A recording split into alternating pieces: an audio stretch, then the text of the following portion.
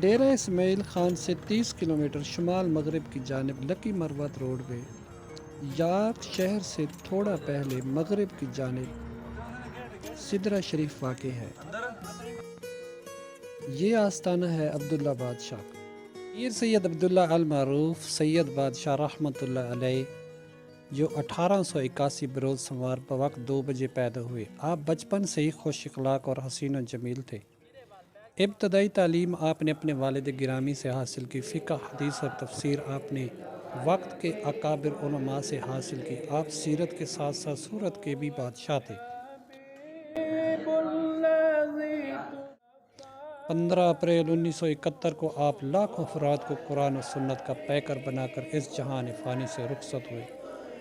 آپ نے وصیت کی تھی کہ مجھے ڈیرہ اسماعیل خان بمقام سدرہ شریف دفن کیا جائے۔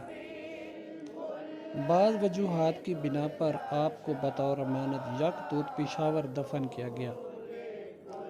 5 سال 3 ماہ 10 جولائی 1976 بعد نماز عصر قبر کشائی خان وادہ رزاقیہ کے چشم و چراغ اپنے خدام کے ساتھ قبر کشائی کے بعد جب تابوت نکالا گیا تو بالکل تر و تازہ اور اصل حالت میں تھا، اور جو گلاب کے پھول آپ کے جسد خاکی پر تھے وہ بھی تر و تازہ تھے۔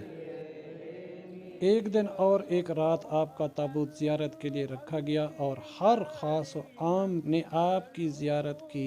یہ واقعہ 1976 کا ہے، جس کے عینی شاہد آج بھی موجود ہیں اور بتاتے ہیں کہ تابوت پر بادل کے ایک ٹکڑے نے سایہ کر رکھا تھا۔ 11 جولائی 1976 کو اس تابوت کو زرگر آباد بیرون یکا توت پشاور سے ایک ویگن کے ذریعے سدرہ شریف لایا گیا۔ سدرہ گاؤں سڑک سے 5 میل دور ہے۔ آب و گیاہ بنجر زمین جو آپ کی آمد سے زائرین کا مرکز بن گئی۔